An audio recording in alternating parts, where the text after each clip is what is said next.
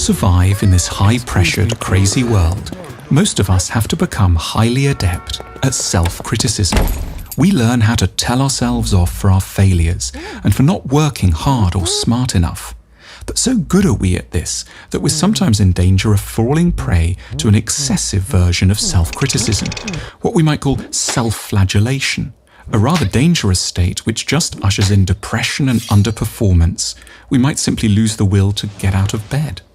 For those moments, we need a corrective. We need to carve out time for an emotional state of which many of us are profoundly suspicious: self-compassion. We're suspicious because that sounds horribly close to self-pity, but because depression and self-hatred are serious enemies of a good life, we need to appreciate the role of self-care in a good, ambitious, and fruitful life. To this end, we can perform what we've called a self-compassion exercise, a structured meditation lasting 15 minutes or so. Lying in bed, or perhaps a bath, turn over a sequence of thoughts that interrupt and correct the flow of your worst self-accusations. For a time, adopt an entirely kindly perspective on your setbacks. The self-compassion exercise goes like this.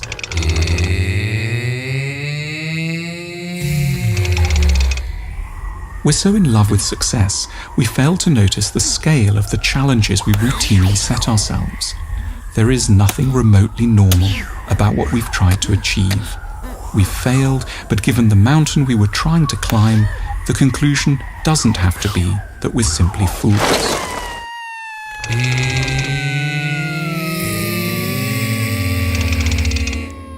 We have tricky family histories, we all do.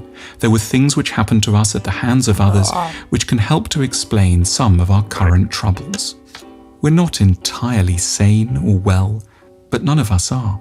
We weren't well set up to carry out certain tasks. It isn't wholly our fault in the here and now.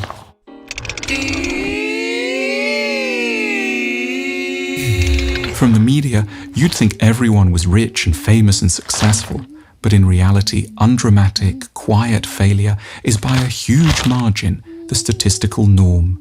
We shouldn't tear ourselves apart for not managing to beat what were, in truth, awesome odds.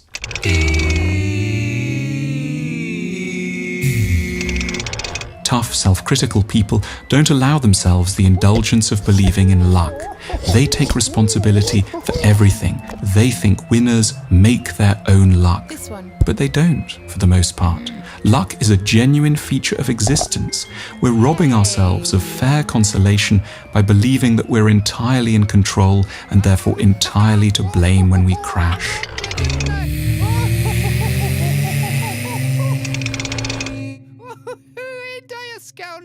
You are not only your achievements. Status and material success are one bit of you, but there are others as well.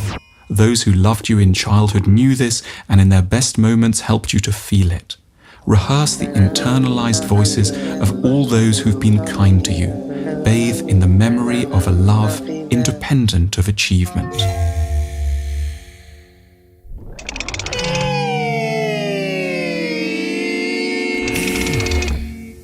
It seems it will never end.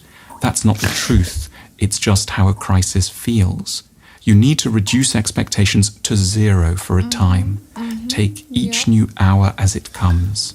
And, without being banal, what you need most of all is some rest.